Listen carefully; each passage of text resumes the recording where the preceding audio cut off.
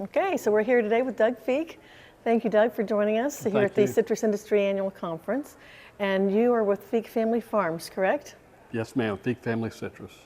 Okay, so tell us a little bit about the history of your family and how you got into the industry, and give us a little background. Okay, well, my dad was retired military, so I was born in Washington State, and we moved around and ended up in Florida where my mom's parents lived.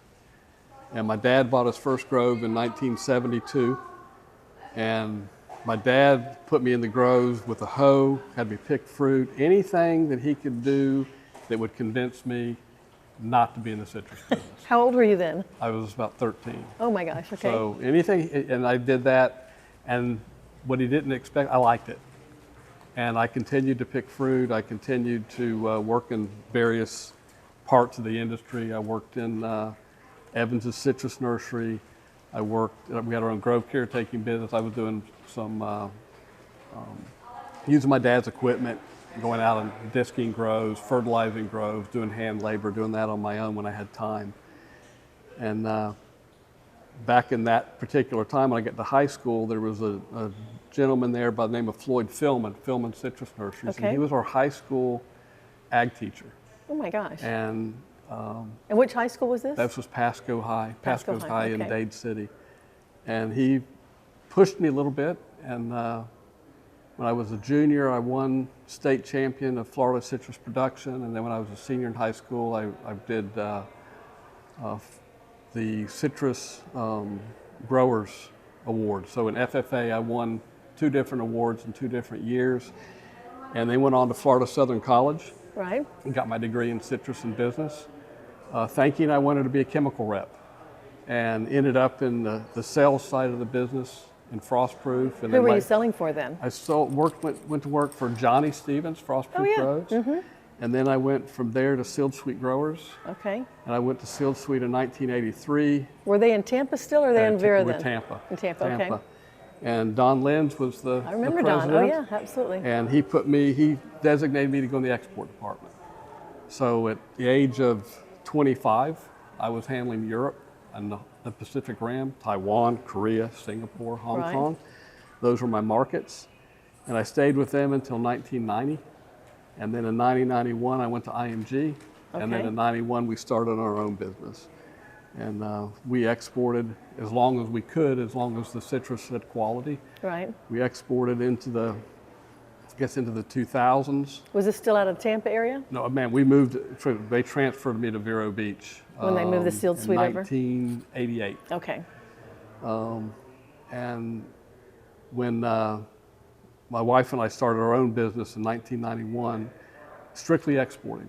And we exported fruit from 1991 until the early 2000s. Was it primarily grapefruit, or did you do oranges as well? We did oranges as well, but it was primarily grapefruit. Okay. And we got up to shipping about 12 to 1,500 loads a year. Oh, nice. With 4 of us, myself and a quality control person and my wife and one other person in the office. So we had a nice little business going. But as the exports, canker came in, the exports started to go down. We started to dabble in the domestic business. And then my wife and I bought our first grove, and I don't remember the exact year, but we bought our first grove shortly after. Was that in Vero, or was it outside Vero? We actually bought the first grove in Dundee. Oh, okay, yes. And then we bought some land in Vero. And then after that, we decided we needed to take more control of our market. If we were going to continue to market fruit, we needed to have control. So we leased the River Bright packing house in Fort Pierce in 2008. And then in 2012, we purchased that facility. Okay. And then my wife and I started to acquire more groves. And now we're close to 2,000 acres of citrus. Oh my gosh, that's wonderful. And, is that all in Indian River and Martin County, or does it still have some stuff in Dundee, or where? No, we've sold out of everything in the center part of the state. Everything that we have currently is in St. Lucie and Indian River. Okay. We have Mineolas, we have Valencias, grapefruit, and we have a block of about 30 acres of sour oranges. Okay. Kind of something a little bit unique that nobody else is doing. I would say. For marinades. So a lot of Hispanic people use it to marinate meat. Okay. So we're giving that a shot as well. Now, how are you marketing it that? The sours? It's a Hispanic trade, so we started in Miami, and then we learned who used it, and we found some small retailers that use it, not loads, but pallets. Right. And it's been a nice little niche market. Yeah. That's the first I've heard of that, so that's really pallet here interesting. and a pallet there, and 3 pallets here, and 3. It kind of sends some grapefruit, some oranges along with it, so Right. it works. It works. And then this past year, over the past 7 to 8 years, we've been expanding the packing house, putting in new. Every year, we tried to put in new equipment. Okay. You guys had some damage when one of the hurricanes went through, though. I remember going by there and seeing the roof off, but maybe that was... No, that wasn't our packing. That wasn't yours? That was down the road, another Okay. building. No, we survived and had no problems last year. I remember when they opened that Sunbright packing house. When they opened it, they had an issue. Yeah. One of the hurricanes Maybe that's back what in I'm thinking of, 2004. But we've been expanding every year, putting in more efficient equipment. We first took on the packing house. They were working with close to 100 people. Now we've got it down to about 45, Oh, wow. and actually packing about double the volume they were packing. That's amazing. So we feel like we're a little bit more efficient. And then our latest venture at the packing house, we just completed a 35,000 square foot cooler. We can store approximately 250,000 cases of Valencia oranges. So we usually pick extra Valencias in February, March, and early April. We put them in bins, put them back in cold storage, and bring them out when everybody else is finished in May, June, July to help extend our season. Wow. So So how long are they in the cooler then? Anywhere from 2 months to 4 months. I didn't realize they would last that long in Oh there. yeah. Learned that at Sealed Suite. We did that at Sealed Suite back years ago. We always had a storage program, and we've tried to continue with the storage program. I think you were at Sealed Suite in Tampa when I was over in Tokyo on a promotional trip because Don was at the helm then. That was Yeah. in '82. Yeah, So, yeah. I started Sealed Suite in '83. So that right was the year behind me. before. Yep. Yeah, Yeah, that's yeah, a that lot was. of fun. I really enjoyed working with Don Lambs. He was amazing. He's in the He Hall was. of Fame, yeah. Yeah. Super he guy. was.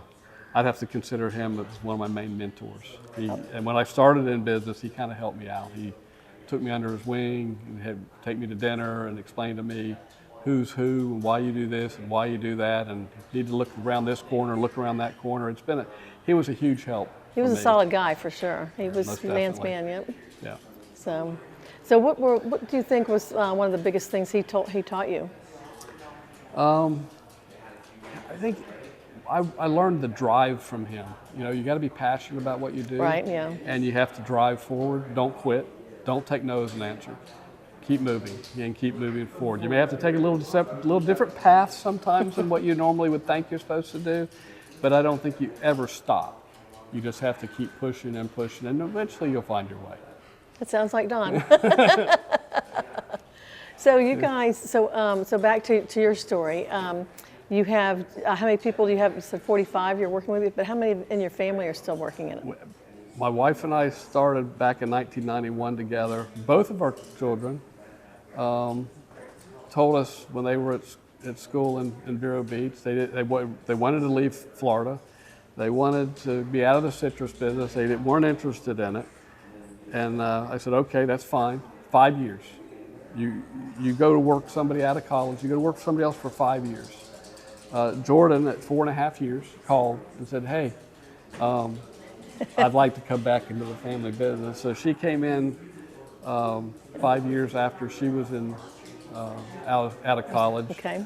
And our son was out in Arizona doing, after college, he went to Arizona working with Marriott and working with with human resources. Okay.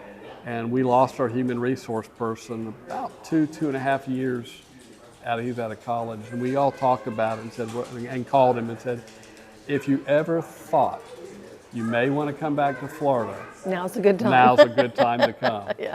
So he came in, it's been about a year ago, and helping us with our human resources and administrative. Oh, that's exciting to have now the we're all family there. back So in I'm- action. Wow. So we're all four there. Yes. So Jordan, come in for a minute. I just want to ask you real quick. Just come sit right up. Like, I'll scoot over and let you sit up next to us. Yes, be in the middle. Right there. Just right there. Here you go. Okay. Okay, so tell us now, how long have you been in there since you got out of college? How long have you been back in the family? I've been back in the business for about 4 years now. So during COVID, that was kind of the time for me where I was reevaluating, where I wanted to be and what I wanted to do.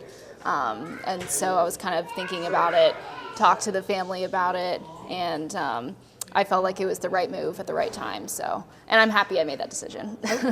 Good. Yeah. So, as a younger generation, what do you think your thoughts are going forward with everything that's going on, with greening and everything else? I know you've seen a lot of struggles right now, but so where are you seeing the future for this to go for your family? Yeah, I mean, all four of us are pretty optimistic with our family, with our employees, and what we're seeing with our expansion in the coolers and doing the replanting. So we're excited about, replanting our groves, and definitely the expansion with the cooler is helping us now, and we know it's going to help us in the future as well. And now, what is your role with the family? What are you doing?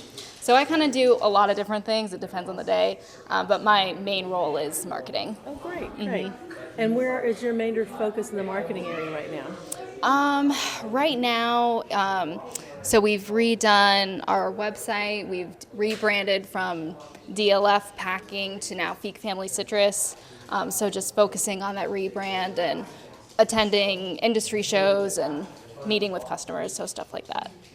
Okay, great. So with the whole family back in action, are you having any problems like getting retuned together, working together, or Yeah, I mean, I would say we have, scuffs here and there. Sometimes, two of us will agree on something and the other two won't. Or sometimes three of us will agree on something and one person doesn't. But it can be good when somebody brings up, a different perspective on something and, oh yeah, none of us really thought of that, or, that stuff happens day to day all the time, but we can still come together at the end of the day and kind of laugh about things and challenges and stuff like that. So it's been good. I know for me, with my son, it's like, son, I've been in this business a long time, and I think I have learned some of the ropes here, and he'll say, well, Mom, you don't know all the new stuff, because you don't know all the new technology. So it takes me a minute to start to listen to him. Doug, are you finding that out for you? I think one of the main things I've learned, I've been in the citrus business pretty much my whole life. And the biggest company I ever worked with was Sealed Sweet.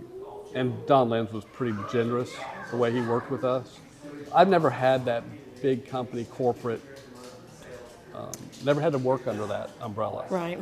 So my wife, she had worked for Allstate. Jordan worked for larger companies. Her son had worked with Marriott. So it's been tough for me, but it's a good thing. It's not a bad thing. But I had a lot to learn, and I still have a lot to learn. But it's been positive. Well, good. So, any thoughts going forward on the future?